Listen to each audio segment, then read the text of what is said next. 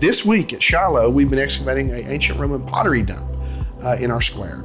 And we also found some pieces of a very interesting artifact. And I'm going to show you this fragment of a stone vessel cup.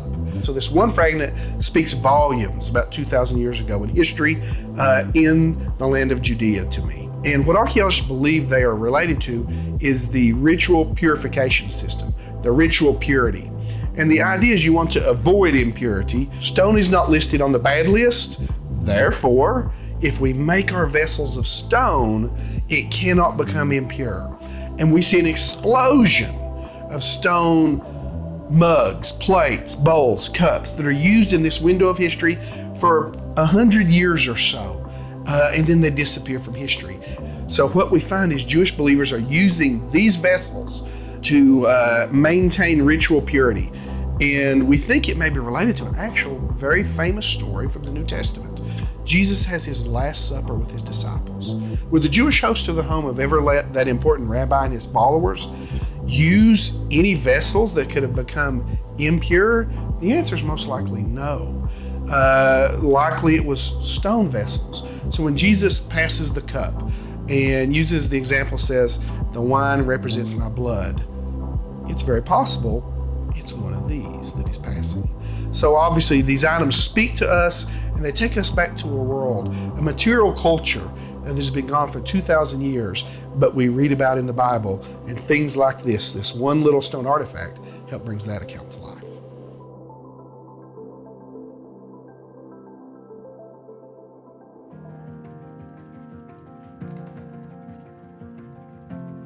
We came across a wall. One day we were just kind of digging. We found the tops of a rock, and me and Dr. Cotter started to scrape off, and the rock had a friend and another friend, and it turned into a whole wall that we now have about 2 feet exposed of a wall.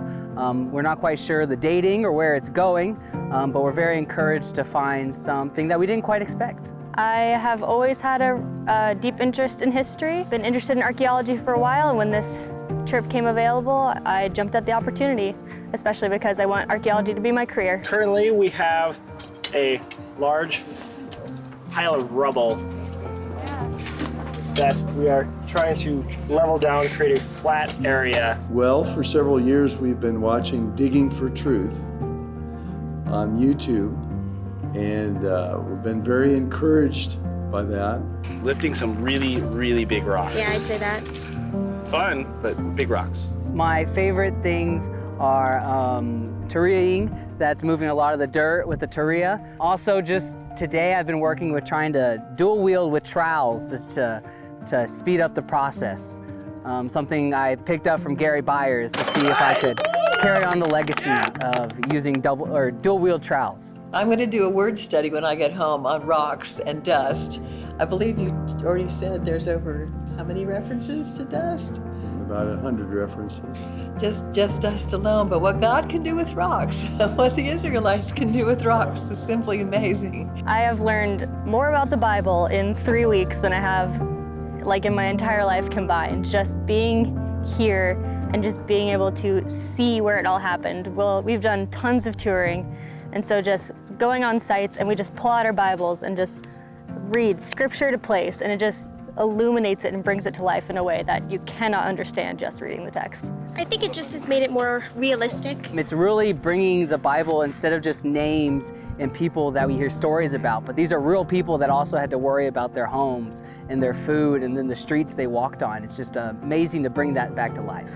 I'd agree. It gives grounding to everything that you're reading in scripture. Like, you're here. We're not exactly at a place where people necessarily stood in biblical times, but we're getting there through the layers. But we're looking around and we see all the buildings, the foundations of the buildings, and we're seeing the pottery. We're touching the things that people touched and formed and made, and seeing the hills pretty much the way that they saw them, and it's really special. Yesterday they found a really cool, it was a full handle piece, but it had a lot attached to it still. And that was super cool to see, just how long that giant piece of pottery has been preserved. It's been waiting, sitting in the dirt for thousands of years for us to find it. And they are actually adding to a real excavation. Yeah. Yeah. you know you're making a difference. When you read, when you've been there and you read it in the scripture, you see it in your mind, and it's the real thing. It's not what you thought it might have been. you know reality. It's all worth it. Yeah, CCU is a great school.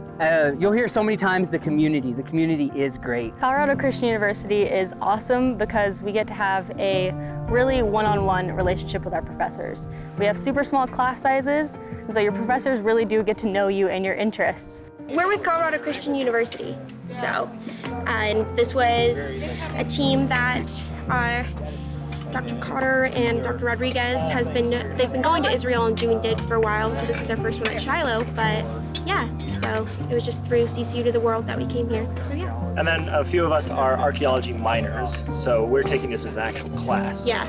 Great. And you archaeology minors? I am. 2 of you? Cool. It's just a level of personalized relationships with your professors that you cannot get at a large university.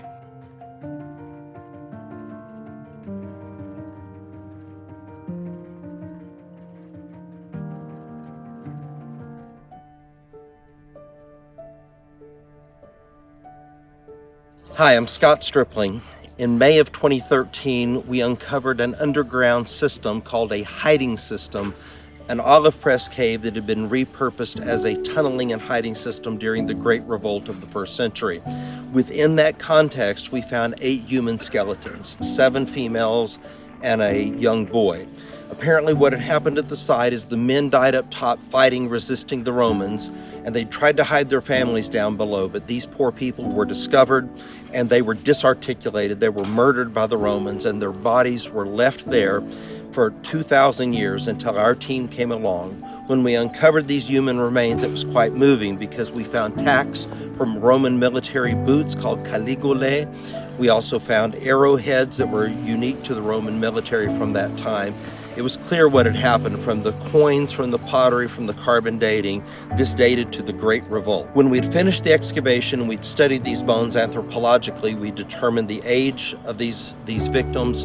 We determined that they were part of a Jewish population that was living there. The excavation was over and we were about to come here to Shiloh to begin. So I determined the best thing to do was to give these bones to the nearest Jewish community, which is at Ofra, about 2 miles away. And when I did this, became a very meaningful thing for this community. In fact, it brought the community together. They were dealing with dissensions about certain things, and this became a unifying factor. They buried these 8 skeletons together in a mass grave in their cemetery. And the highest commandment within Judaism has to do with burial, and these people had never received proper burial. And so the fact that they were buried and a monument was erected there telling the story both in Hebrew and in English of ABR. It mentions me and Bryant Wood and what we were doing at Kirby Del Macader, and referring to the heroic work that our team had done. We really weren't attempting to be heroes. We were just doing the right thing. And that's a great faith lesson, is that if we'll just do the right thing one day at a time, that it really does make a difference in the world. And to be able to go to Ofra with our team once a year and to see this monument and this reminder of people living 2,000 years ago, as Jesus said, though being dead, yet they speak. And so their story comes to us, and it's a tragic story on one hand, but it's a heroic story on another. And so we as archaeologists are privileged time to time to get past the rocks and the pottery and to get into the human story, and it's really quite moving. And we're privileged to be able to partner with these communities for now over 40 years here in Judea and Samaria.